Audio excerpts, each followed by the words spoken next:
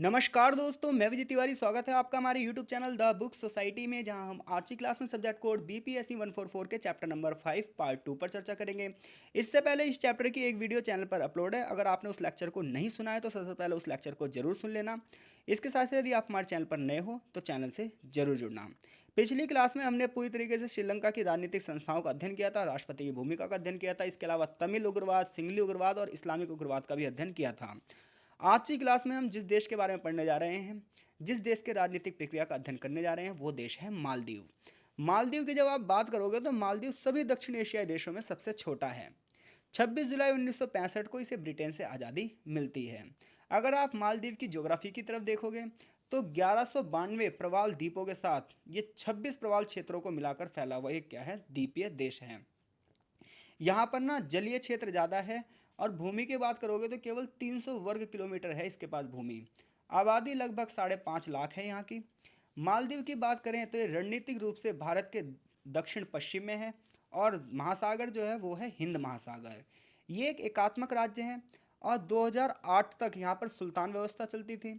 2008 के बाद यहाँ पर क्या हुआ, संवैधानिक व्यवस्था शुरू हुई और इसने अपने आप को एक लोकतांत्रिक देश घोषित कर दिया। हालांकि जब आप मालदीव का अध्ययन करोगे तो मालदीव की जो राष्ट्रीय भाषा है वो है धिवेही और राज्य का जो धर्म है वो है इस्लाम। 2008 में जो मालदीव का संविधान लागू हुआ उसमें ये कहा गया कि शासन प्रणाली को मजबूत किया जाएगा, मानव अधिकारों को संरक्षण दिया जाएगा, न्यायपालिका की स्वतंत्रता होगी, राजनीतिक व्यवस्था बहुदलीय होगी, यानी कि सभी पार्टियों को क्या होगा, अपने अपनी भूमिका अदा करने का आज़ादी होगी। चुनाव प्रणाली आधुनिक होगी, इलेक्शन कमीशन बनाया जाएगा, मीडिया की भूमिका बढ़ेगी और बड़ी बड़ी संस्थाओं की स्थापना की जाएगी, सिविल सोसाइटी को मजबूत किया जाएगा। लेकिन पता है 2008 के संविधान में जो ये बड़ी बड़ी बातें की थी ये कागजों का ढेर बनकर रह गई हैं। वास्तव में जनता को इसमें से कुछ नहीं मिला। ये जो अधिकार दिए गए सिर्फ ये इसलिए दिए गए ताकि कोई बड़ा राजनीतिक विद्रोह ना हो, बड़ा राजनीतिक आंदोलन ना हो। अधिकारों की आड़ में यहाँ की जो सरकार है वो जनता से खेल रही है। यकीन नहीं आ रहा तो आप पढ़ लो। देखो, इस संविधान में यह भी तय किया गया कि राष्ट्रपति की जो शक्तियां वो 5 सालों की निर्धारित होंगी और जो बंदा मेजोरिटी में होगा उसे ही सरकार बनाया जाएगा, उसे ही राष्ट्रपति बनाया जाएगा। अगर किसी भी उम्मीदवार को 50% से ज़्यादा वोट नहीं मिले, यानी कि बहुमत नहीं हुआ, तो पता क्या होगा, रन ऑफ चुनाव होगा, दोबारा चुनाव होगा। राष्ट्रपति 2 कार्यकालों की अधिक सीमा के बीच में राज्य और सरकार दोनों का क्या होगा, प्रमुख होगा। यानी कि राज्य सरकार का भी प्रमुख कौन होगा, राष्ट्रपति, और केंद्र सरकार का भी मुखिया कौन होगा, राष्ट्रपति। मालदीव के जो राष्ट्रीय रक्षा बल का सेना अध्यक्ष यानी कमांडर इन चीफ भी कौन होगा, राष्ट्रपति। युद्ध और शांति की घोषणा भी कौन करेगा, राष्ट्रपति। विदेश नीति का निर्धारण, विदेश नीति का संचालन और उसकी देखरेख करना, अंतर्राष्ट्रीय संगठनों के साथ संधियां और समझौते करने के लिए भी राष्ट्रपति ही जिम्मेदार होगा। विदेशों में जितने भी एम्बेसडर होंगे उनकी नियुक्ति भी राष्ट्रपति करेगा। इतना ही नहीं, न्यायिक शक्तियों के संदर्भ में भी वो सर्वोच्च न्यायालय के न्यायाधीशों की नियुक्ति करेगा। किसी को दी गई सजा में कमी या क्षमादान भी राष्ट्रपति दे सकता है। और कार्यपालिका के रूप में संसद का प्रमुख भी कौन होगा, राष्ट्रपति। मंत्रिमंडल का गठन भी वही करेगा और जितने भी सरकार के डिपार्टमेंट हैं उसके कुशल आचरण के लिए वही जिम्मेदार होगा। अमेरिका की तर्ज पर मालदीव का जो राष्ट्रपति है वो, जैसे अमेरिका में राष्ट्रपति को सारी पावर है वैसी मालदीव के राष्ट्रपति को भी सारी पावर है। और राष्ट्रपति के बाद जो दूसरा पद होगा वो होगा उपराष्ट्रपति। उपराष्ट्रपति जो होगा वो मंत्रिमंडल का हिस्सा होगा। उसकी नियुक्ति की कोई आवश्यकता, संसद की पुष्टि की जरूरत नहीं है, राष्ट्रपति खुद ही उसे नियुक्त कर सकता है। राष्ट्रपति अपने विवेक पर हालांकि उसे हटा नहीं सकता, उसके लिए आपको महाभियोग लगाना पड़ेगा। कैबिनेट के सदस्य राष्ट्रपति के प्रति जवाबदेह होंगे। मालदीव की बात करो तो मालदीव में जितनी विधायी शक्तियां यानी कानून बनाने की जो शक्ति है वो किसके पास है, संसद के पास है। और मालदीव की संसद को पता है किस नाम से जाना जाता है, मालदीव की संसद को नाम से जाना जाता है पीपुल्स मजलिस। तो पीपल मजलिस यहाँ की संसद है। ये एक सदनीय निकाय है, यानी कि जैसे भारत में 2 सदन होते हैं, एक लोकसभा और राज्यसभा, यहाँ पर ऐसा नहीं है। यहाँ पर संसद का एक ही सदन होगा। 87 मेंबर होंगे और एक सीट से एक निर्वाचन होगा। 5 साल की अवधि इनकी टाइम पीरियड होगा। संविधान अलग कानूनों को निर्मित संशोधन करेगा, लेकिन पावर किसके पास जाएगी, अंत में राष्ट्रपति के पास। वित्तीय शक्तियां जो होंगी, बजट को निर्धारित करने की शक्तियां मजलिस के पास ही होंगी। मजलिस मतलब यहाँ की संसद। हालांकि राष्ट्रपति से इसे मंजूरी लेनी पड़ेगी। मंत्रिमंडल के सदस्य जो होंगे संसद के प्रति उत्तरदायी होंगे, यानी कि मजलिस के प्रति उत्तरदायी होंगे। इसके अलावा जो यहाँ का महालेखा परीक्षक होगा, अभियोग जनरल होगा, चुनाव आयोग होगा, सिविल के जो सदस्य होंगे, इन सब की नियुक्ति मजलिस के अनुमोदन के बाद ही की जा सकती है, यानी कि संसद के अनुमोदन के बाद ही की जा सकती है।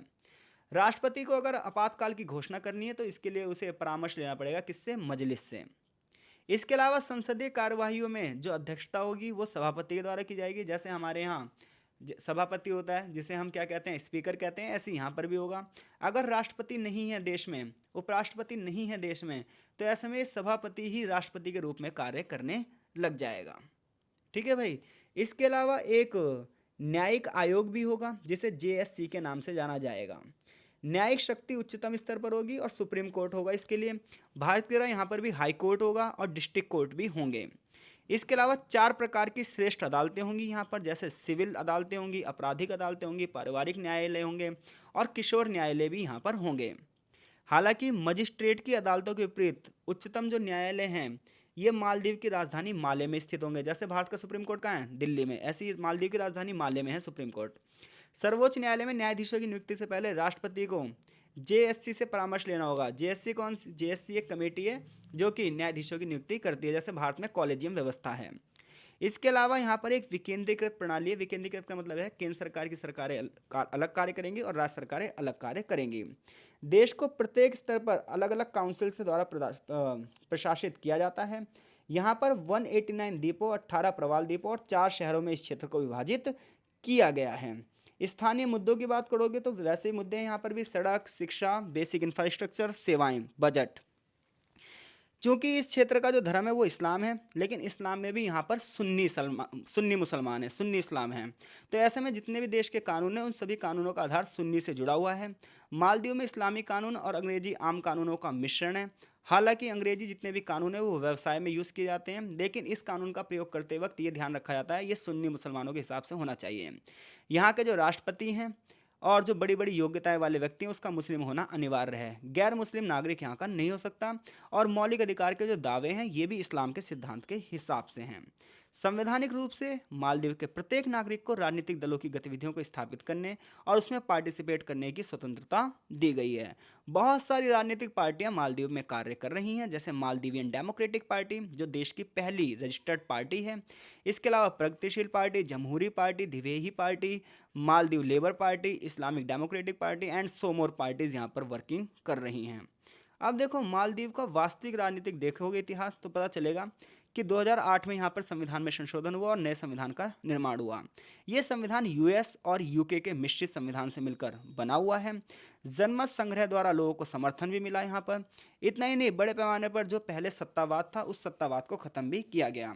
हालांकि मालदीव में संविधान सिर्फ इसलिए निर्धारित किया गया है क्योंकि कहीं जनता बड़ा विद्रोह ना कर दे, इसलिए जनता को थोड़े से अधिकार दे दिए गए हैं। मालदीव की बात करोगे तो मालदीव में नियंत्रण और जो संतुलन है ये अप्रभावी है, ये कलहपूर्ण है। यहाँ का इतिहास संघर्षों से भरा हुआ है। न्यायपालिका की स्वतंत्रता कागजों में तो लिखी गई है, लेकिन मालदीव में ये अच्छी व्यवस्था में नहीं है। कार्यपालिका और विधायिका एक दूसरे के मामले में हस्तक्षेप करती रहती हैं, जिसकी वजह से राजनीतिक संकट और भी गहरा जाता है। 2009 में मालदीव ने न्यायिक आचरण में बैंगलोर सिद्धांतों की घोषणा करी, जिसमें उसने कहा कि न्यायिक स्वतंत्रता होनी तो जरूरी है और ये मौलिक अधिकारों की गारंटी है, लेकिन वास्तव में ऐसा कुछ नहीं हो पाया। न्यायाधीशों का जब हम कार्यकाल का अध्ययन करते हैं तो ये पता है क्या है, न्यायाधीशों को आए दिन धमकियां मिलती हैं। यहाँ पर न्यायाधीशों को डर रहता है, ऐसे में वो खुलकर अपना निर्णय नहीं ले पाते हैं। यहाँ पर राजनीतिक जो सत्तावादी संस्कृति है ये अपना सिर हमेशा उठाती रहती है। ये माना जाता है कि सत्ता का विकेंद्रीकरण है, लेकिन जो सेंट्रल गवर्नमेंट है वो पूरी तरीके से स्टेट गवर्नमेंट पर कब्जा करती है। इसलिए किताब लिखती है कि ये कागजों पर ही विकेंद्रीकरण है, कागजों पर ही डिसेंट्रलाइजेशन है, लेकिन वैसे सेंट्रलाइजेशन है। केवल और केवल सेंट्रल जो गवर्नमेंट है वही पावर में रहती है। कागजों में महिलाओं के अधिकारों की बात की गई है, लेकिन महिलाओं का प्रतिनिधित्व यहाँ पर ना के बराबर है। देश भौगोलिक रूप से बिखरा हुआ है। विकेंद्रीकरण शासन का एक स्वाभाविक तरीका होना चाहिए जो कि यहाँ पर नहीं है।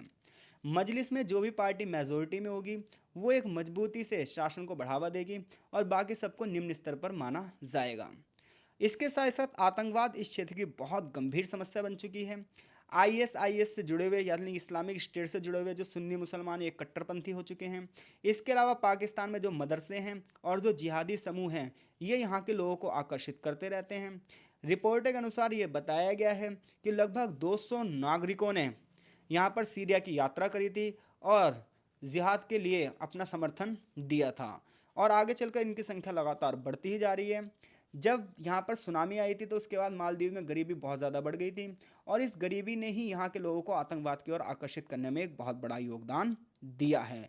राजनीतिक अनिश्चितता, राजनीतिक अस्थिरता, लोगों के एजुकेशन का स्तर ना होना, लोगों में अवेयरनेस ना होना इस क्षेत्र में कट्टरपंथ का सबसे बड़ा कारण है। इसी वजह से यहाँ पर आए दिन आतंकवादी हमले भी होते रहते हैं। जैसे कि 2007 में माले में हमला हुआ था, 12 लोग मारे गए थे। इसी प्रकार से अफराशीम अली जो संसद सदस्य थे, उनकी हत्या कर दी गई। 2014 में एक स्थानीय अलकायदा संबंध समूह ने मशहूर पत्रकार अहमद रिलवान अब्दुल्ला को मारने का दावा किया। 2020 में हुल हुमाले द्वीप पर 3 विदेशी पर्यटकों पर हमला किया गया। अप्रैल 2020 में आईएसआईएस ने दावा किया कि वो महिबादू बंदरगाह पर हमला करवाएगा। मई 2021 में मजलिस स्पीकर और पूर्व राष्ट्रपति मोहम्मद नशीद पर भी हमला किया गया और लगभग मरने वाली अवस्था में उन्हें पहुंचा दिया गया था, जिससे पता चलता है यहाँ के राष्ट्रपति जितने भी हैं ना, ये सब भी सुरक्षित नहीं है। अब बताओ, ऐसे ऐसे देश भी हैं, फिर यूएनओ क्या कर रहा है, यूएस क्या कर रहा है? वो क्यों नहीं यहाँ पर सैनिक कार्रवाई करता, क्यों नहीं वो आतंकवाद को खत्म कर देता? हालांकि मालदीव ने 17 जिहादी संगठनों पर प्रतिबंध लगा दिया है, लेकिन ये प्रतिबंध लगाया गया है सिर्फ जमीनी स्तर पर, वो लोग आज भी कार्य कर रहे हैं। मालदीव के नागरिक समाज में अपना कार्य करने की क्षमता है। मौजूदा संरक्षण जो है वो सिविल सोसाइटी को ढंग से काम करने दे नहीं रही है। जनता की बात करें तो अवेयर है नहीं। 2008 से पहले यहाँ पर क्या था, सुल्तानी शासन था। तो ऐसे में अगर हम बात करें मालदीव की घरेलू स्थिति की, आंतरिक राजनीति की, क्षेत्रीय और वैश्विक संस्थाओं की, तो संस्थाएं हैं तो, लेकिन ह्यूमन राइट्स को बढ़ावा नहीं मिल रहा है। अंतर्राष्ट्रीय संधि, अंतर्राष्ट्रीय सम्मेलन और प्रोटोकॉल पर हस्ताक्षर तो कर रहा है मालदीव, लेकिन इसकी संपुष्टि आज तक नहीं हो पाई है। तो ये चैप्टर यहीं पर फिनिश होता है। इस चैप्टर में हमने श्रीलंका के राजनीतिक संरचनाओं का अध्ययन किया और फिर मालदीव की राजनीतिक संरचनाओं का अध्ययन किया। क्वेश्चन बनता है कि मालदीव के 2008 के संविधान ने किस प्रकार से लोकतांत्रिकरण का मार्ग प्रशस्त किया है? मालदीव में कट्टरपंथ बढ़ने के विभिन्न कारण क्या हैं? तो ये चैप्टर यहीं फिनिश होता है। आई होप सो चीज़ें आपको समझ में आई होंगी। कमेंट बॉक्स में लगातार कमेंट करते रहो और वीडियो को लाइक भी ज़रूर करो। मिलते हैं आपसे नेक्स्ट चैप्टर में, तब तक के लिए आपका बहुत बहुत धन्यवाद।